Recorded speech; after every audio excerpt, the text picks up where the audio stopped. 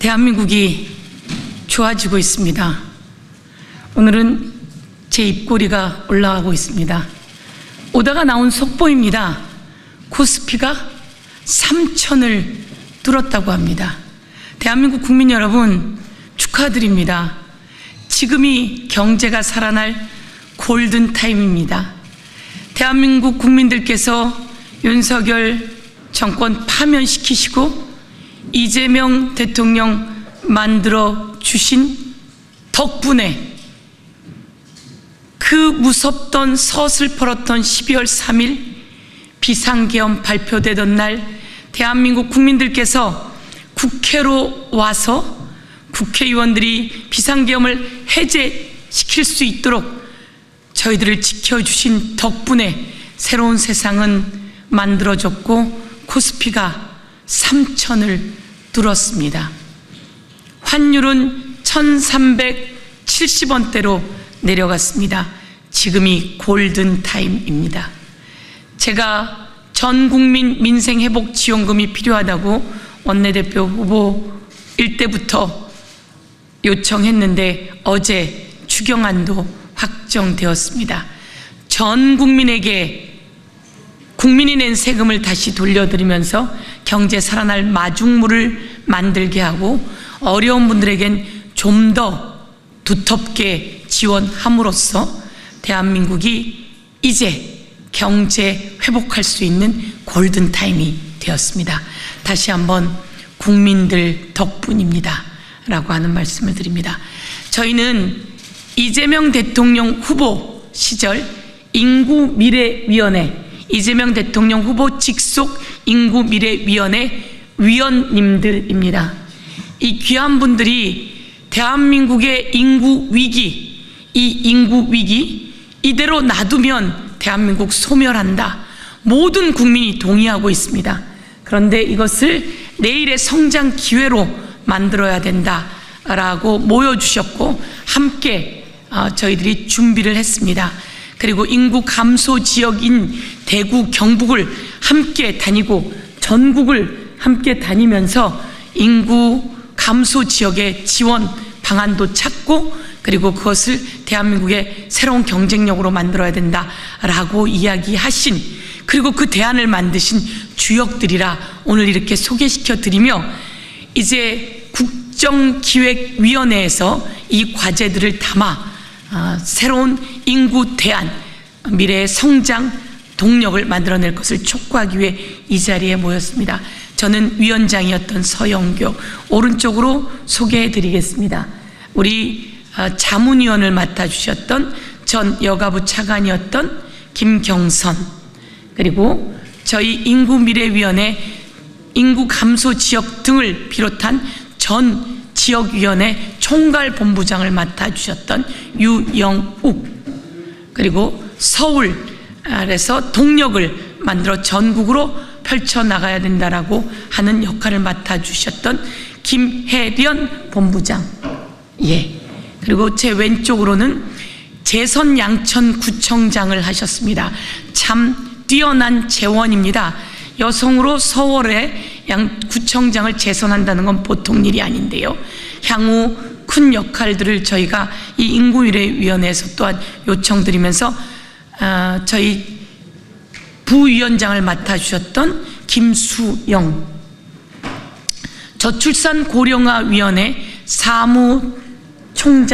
사무처장 역할을 맡아주면서 우리의 주요 역할을 맡아주셨던 분과장, 본부장 역할을 한 박진경, 그리고 건강보험공단 지사장을 역임하면서 우리 인구미래위원회의 건강사회행복위원회 위원장을 맡아 전국 조직을 또한 꾸린 김삼용 이렇게 위원장님이십니다. 이렇게 여러분께 소개를 시켜드리면서 제가 우선 기자회견문을 낭독하고 10개의 아젠다가 있습니다. 이 아젠다를 우리 김경선 전 차관이시자 자문위원께서 말씀해 주시겠습니다. 새 정부가 출범한 지 보름이 지났습니다. 2주가 간 넘은 기간 동안 이재명 정부는 많은 일을 했습니다. G7 정상회담에 참석해 대한민국이 돌아왔음을 전 세계에 알렸고, 국정기획위원회가 출범해 새 정부 구성을 위한 기초작업이 한창 진행 중입니다. 전국민 민생회복지원금도 오늘 국무회의에 상정되어 조만간 국회로 넘어와 논의될 예정입니다. 그리고 코스피는 3,000선을 뚫었습니다.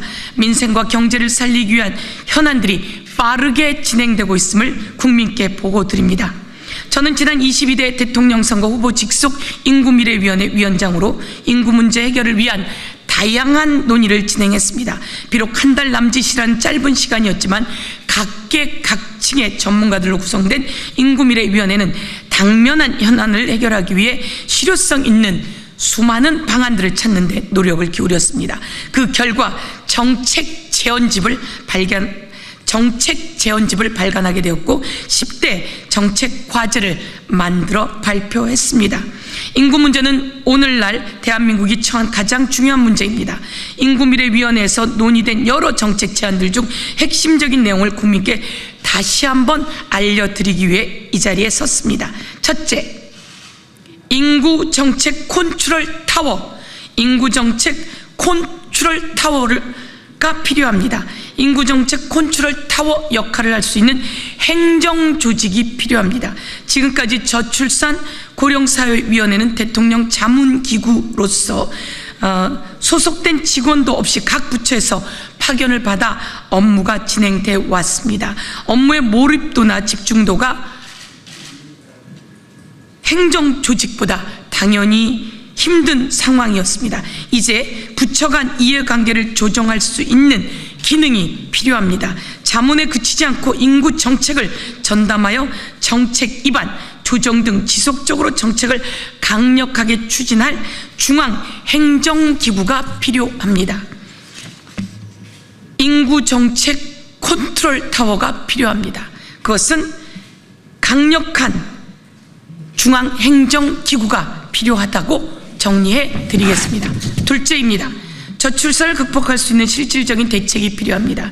지난 18일 제가 아동수당 지급 연령을 8세의 벽을 뚫고 만 18세 미만까지 확대하는 기본 지급액 10만 원에서 20만 원으로 인상하는 아동수당법 개정안을 대표 발의했습니다.